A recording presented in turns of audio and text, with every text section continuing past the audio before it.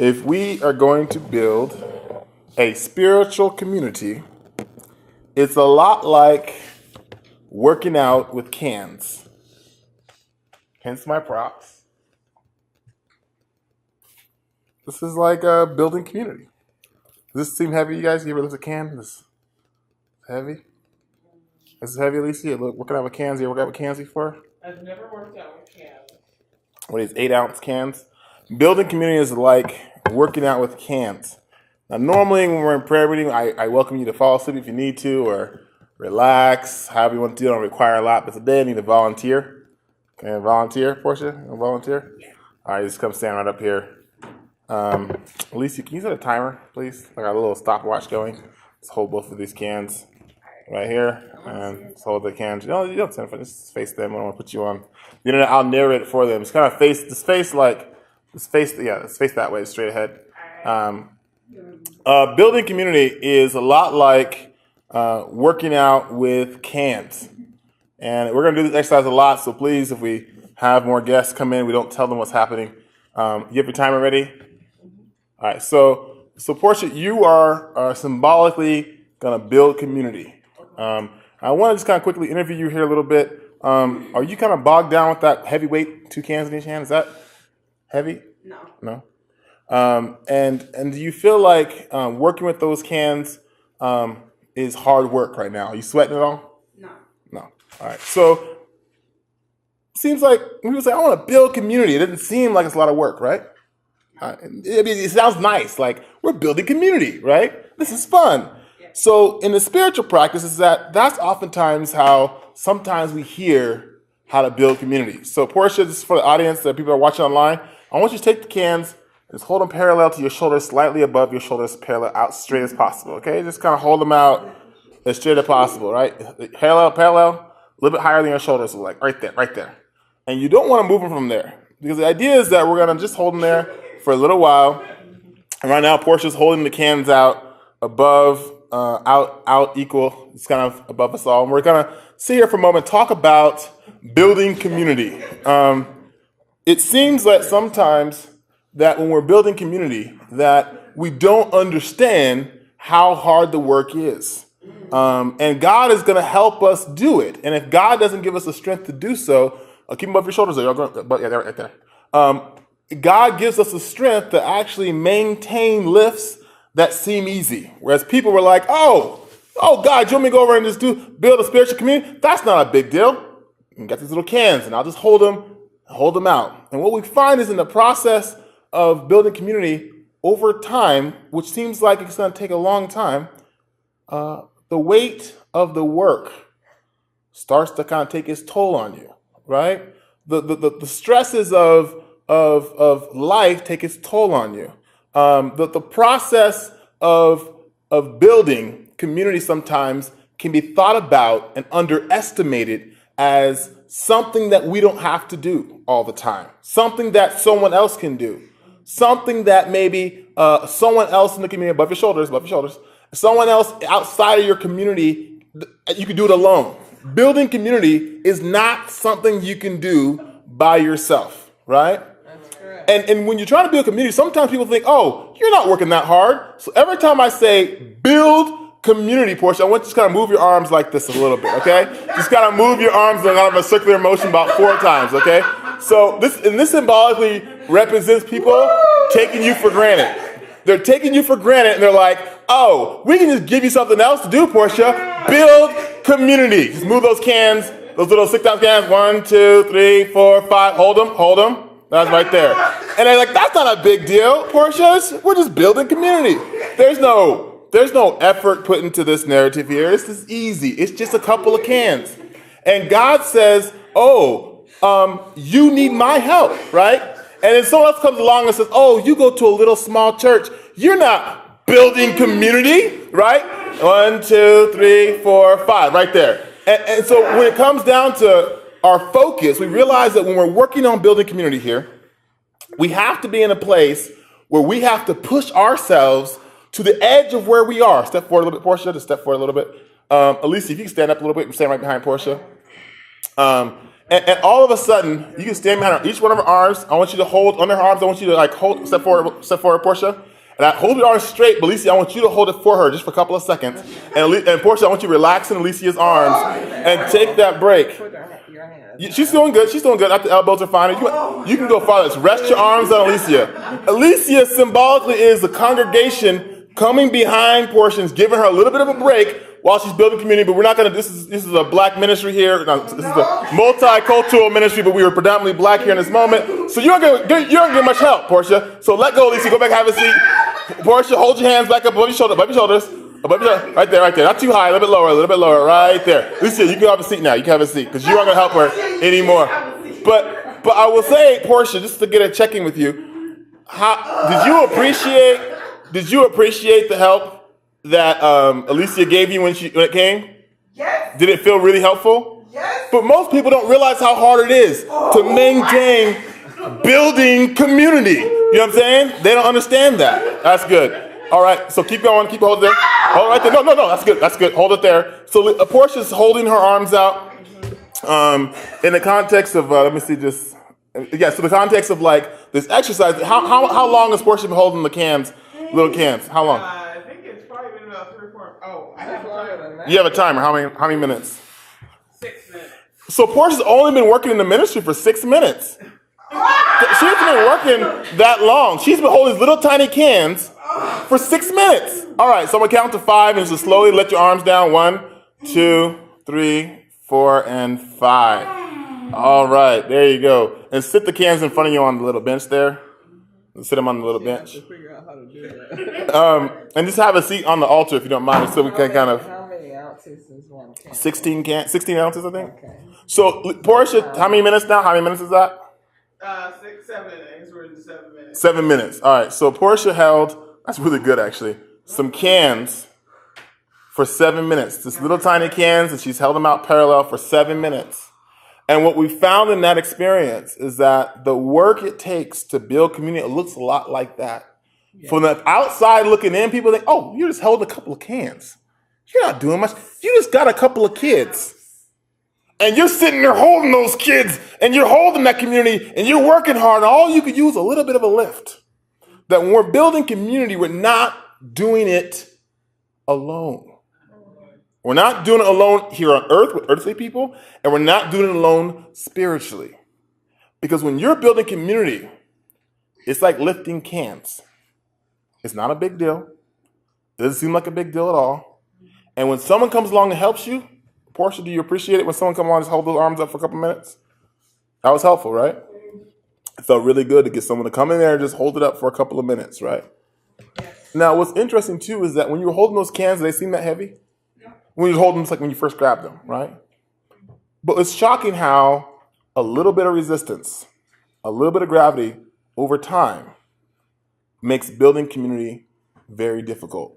And so sometimes in the scripture, there's a lot of scripture we've read that God says, 2 is better than 1, and 3 twines together is stronger, and a family that stays together, prays together, stays together. Forsake not the assembly of yourselves together. All of these conversations are helping someone hold those arms up.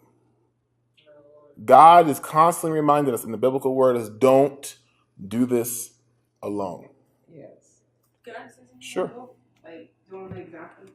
This is not, I'm not going to just say it. I'm not going to call them out because to me, I know that wasn't the intention. Sure. But I looked at someone's face and they looked like they were laughing. Mm-hmm. And to me, the thing that came up for me was like, that's what it feels like sometimes. Yeah. It's like people are laughing at you and like, you really think you're making a difference as you're sitting there like, if I let those cans go, we're talking about cans, yes, but we're talking about lives. Like yes. those cans symbolize lives. Mm-hmm. So it's not a joke. Exactly. No. So for me, I wanted to help her sooner, but I was like, wait, is I going to mess something up? Exactly. I'm like, no, we got to help her. And so I immediately wanted to get involved, but I didn't know. I wasn't sure what to do. I wasn't sure what to do. Yeah. Right? And we only want to help her a little bit because people of color, we're underfunded. We don't have always all the resources. We'll take any bit of help that comes our way. And when we give help, And we say, all I can do is a little bit. All I can give is $5. That's relief. All I can do is give you a ride one day a week. That's relief. All I can do is pray for you every evening before I go to bed. That's a relief. When we're building community, it's a lot like lifting weights with cans. It looks, like I said, if you look at you and almost laugh. Oh, that little ministry over there. Oh, that little person trying to be a singer. Oh, that poor mother, she's trying to raise those 5 kids. And then and what I want to really knock home here is this idea of the shaking process. It was hard enough just to hold them. But then to have to move your arms, oh, that was serious work. That was serious work. And so for me, in the spirit of understanding the power of just a little extra resistance, a little bit of work over time, creates an environment where we get to work really hard. Can I say something else? Sure. Like, it also, maybe being the fact that I've been an athlete, that's played like a huge role in my mentality. Thank you. Yeah, like, I noticed that there literally came a point where, like, I physically was done. Like, but then there was that mental, emotional strength that kicked in. Yeah. And it was like, no. So, as you like to call it, the stakes got raised. Yeah. And in my head, I kid you not, like without you even, because I'm not going to lie, like I'm just going to keep it 100. At one point, my hearing left. Like I couldn't hear. I was just like focused on those kids. Yeah. And that's all my mind was on. Yeah. Like I was like, I hear Aaron's voice, but I ain't say I'm not hearing nothing he's saying right now. Like, it's hard to listen. It's hard to hear. Like what's normally natural and not doesn't take a lot just to pick up a can. Once you raise the stakes, it's like, oh man, like it gets harder. Yeah. And in a spiritual context, I like to think of it as there comes a point in which like you physically are done. Yes. And you rely on God. Yes. You can do it. Yes. I'm here. I'm gonna help you pull through. Yeah. Because that's reality what it is. And what Alicia did, I think was more than accurate. Because that is what our life is like. Yeah. We don't get to sit there and be like, 20 minutes, thanks. Yeah. Like no, that's really couple of seconds of break. And you're back into the work of building community. Exactly. And there was a problem within 5 minutes of holding the cans, this idea of I should give up. I could just put my arms down and stop. But when putting our arms down symbolically means giving up on a child's life, right? When putting our arms down symbolically means that this child doesn't get an education. The symbolically put our arms down so this child doesn't get to go to church. It doesn't get to learn how to speak publicly. It doesn't learn how to behave itself. It doesn't learn how to engage in the community and the world that it's living in. It's not even prepared at best for the world right here in this community here in Phelan, Oak Hills, and the high desert. Building community and put our hands down means you've given up. And it doesn't mean you've given that child because we do the best we could, but the idea is that we have to understand that it takes work to hold people up. Yeah, and yeah. I almost like brought me to tears thinking about it, but like, I'm one of those kids. Yeah. Yeah. Someone held you up, right?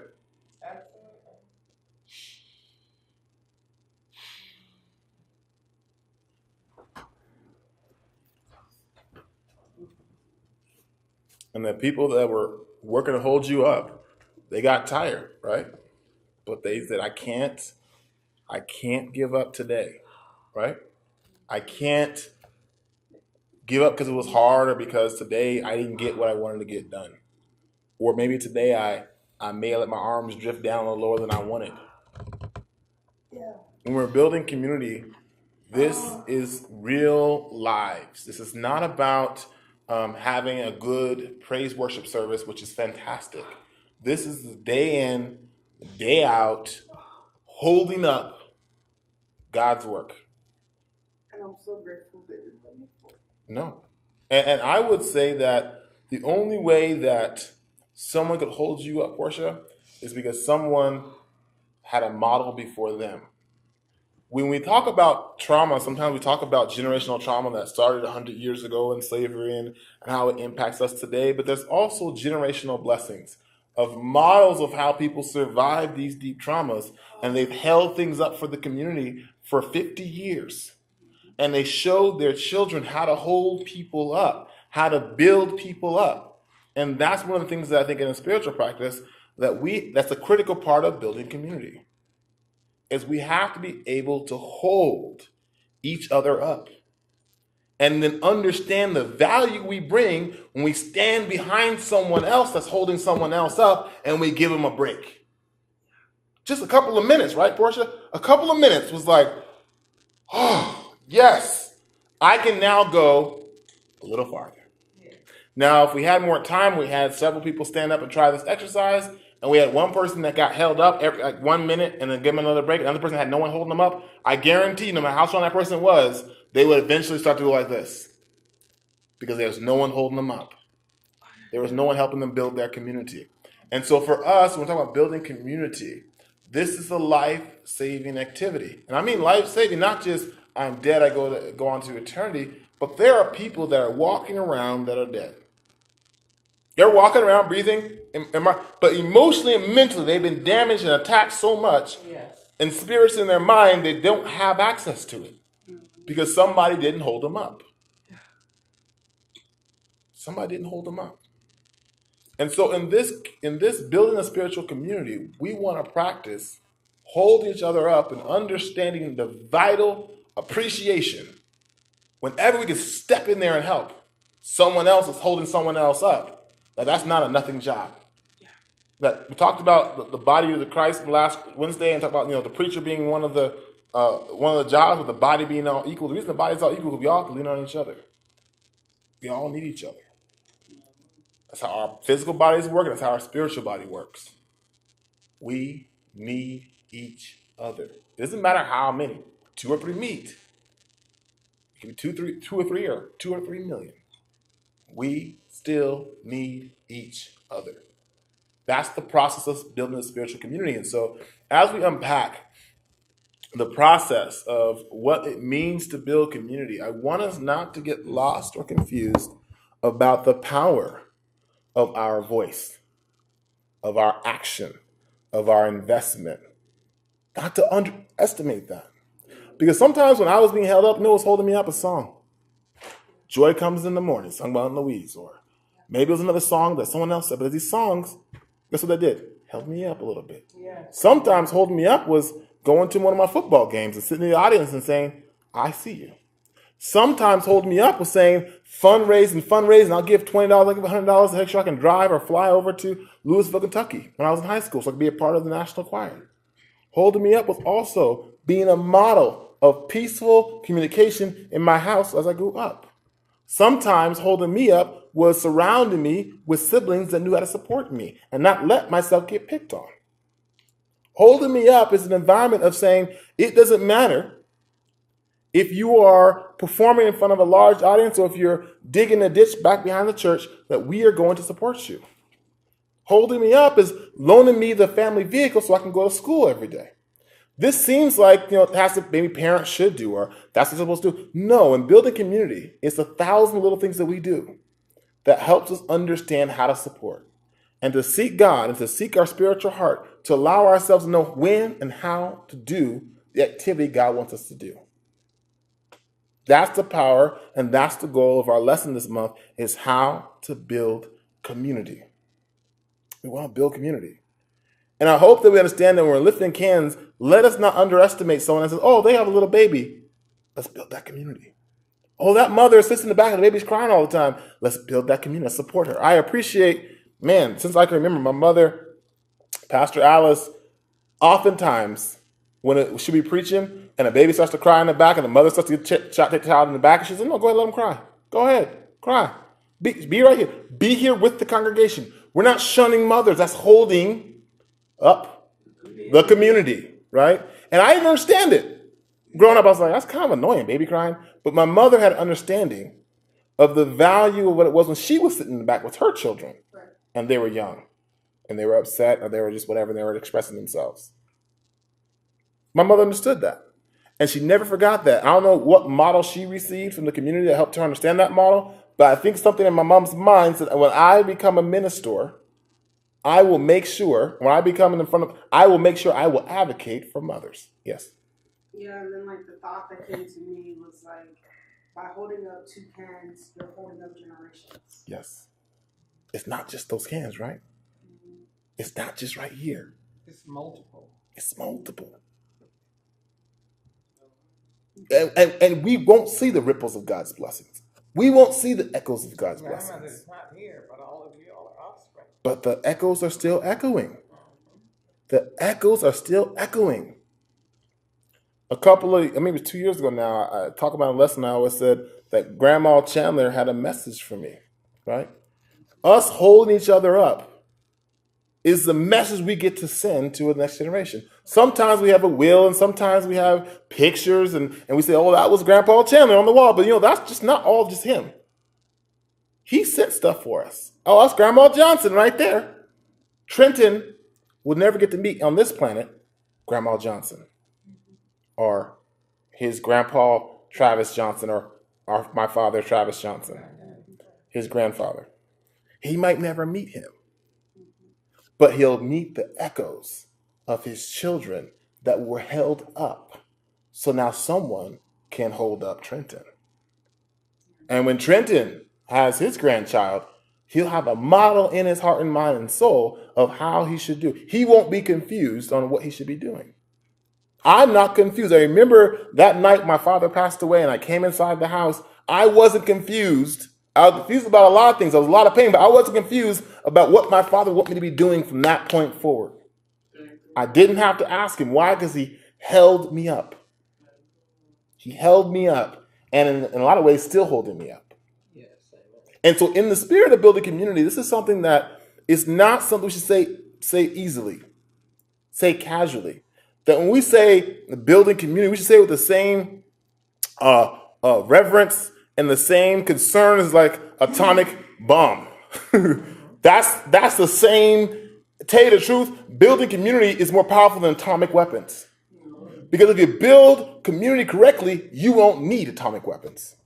If you build a community properly, you won't need a police force, right? Because you're building the community properly. Yes.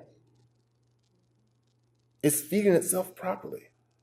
I mean, an analogy. I remember I was at an aquarium. This beautiful aquarium, this massive aquarium, and you see all these fish swimming around, right? They're swimming around, and you look over. Wow, it's a shark and a little fish. Another fish, like another kind of shark. Why is that shark just swimming by all these little fish and ain't chewing them up? This is confusing. Nobody's eating nobody. Everyone's just swimming around. I'm like, shouldn't somebody be eating somebody in this thing? I mean, I see eels and all these little amazing things that should be eating something. Look dangerous, right? And I remember asking the person that was showing us the aquarium, I said, why aren't they eating each other? Oh, because they're all well fed. Every day we feed everybody really well. So nobody's hungry. So nobody's eating anybody. I was like, oh, you mean they don't just kill each other because it's fun? They don't kill each other because it's like for later? No. Once they have enough food, the shark will swim around and other fish, no, he's fed, it's fine. He only becomes a problem when he's hungry. If a spiritual community is feeding itself correctly, building the community correctly, and we're fed spiritually, mentally, emotionally well, we're not attacking each other. We're not traumatizing our children. We're not pushing our kids aside because we want more attention. We're not strangling our companions, trying to figure out how to get them to obey us and submit us or whatever we're trying to do and fuss with them. If we're built and fed spiritually well, we get to hold this up for generation after generation after generation. This is an anecdote. Because you can have a great personal spiritual practice and be in a congregation that's not building community well. And there's a confusion about building community. The confusion is that if you build a community, it's successful because it's large. I don't know if you ever go to these fairs and see pictures of these watermelon competitions that said who can grow the largest watermelon. They get these watermelons that are massive. And pumpkins, they weigh these things, they're massive. And I was a kid, I was like, whoa, that watermelon is the biggest watermelon this year in this county, maybe in the country. That's amazing. It must taste amazing. Like, oh no, we don't eat these things. They don't taste good at all. They're just big. They're just big. They're like cucumbers. They are not watermelons. They don't taste good at all. They rarely taste good. These massive, massive things. Because the resource is stretched out so big, right? So sometimes we get confused and go, this community is so big, it must be successful, right? No. We always think about churches, but how big was Jesus' church? How big was his church? He had 12 disciples and one committed suicide. It wasn't a perfectly functioning 12. He had 11 that made it, but his congregation, really, his core congregation was what? 12. Does that mean that the work of Jesus was limited? Does that mean he couldn't impact the world in a powerful way? No. It didn't confuse his power. We look at the 5 fishes and loaves. We look at him and say, all he had was 5 fishes and loaves. But did that stop God's power? So we're building community. We don't always look at the numbers. We look and see if all of God's scriptures are being manifested. Healing, long-suffering, true love, right? Gentleness, good. All these fruits are supposed to be manifested in that community. Okay, if it's 1, 5, 8 people. It has to be manifested, and that's basically building community. Because building community is work.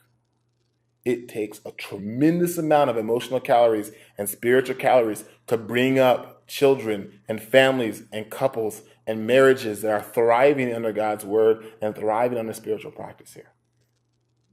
So I want to encourage us this beautiful evening as we unpack and we're kind of coming to a conclusion of this month on building community, that we understand the gravity of our work.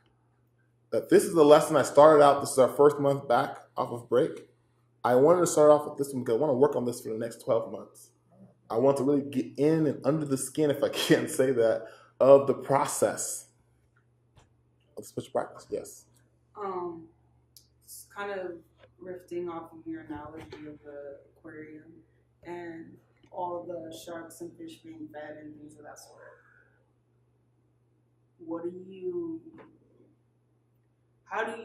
Or is there a certain direction that you see God when you're hungry and everyone else around you is hungry in the community? We talk about fasting and praying. I said some things are only given to you when you're fasting and praying. And I would say this fits in the middle of that. Yeah. That when you walk into a place that is spiritually starving, you immediately take major spiritual actions, get straight connected to God, to get close and into that practice. Start spiritually cleansing your physical body and spiritual body. Say, God, I got to get access to your throne because God gives abundance. We have to make sure our heart gets in the right place. I think my dad preaches the message of being in a place of blessing.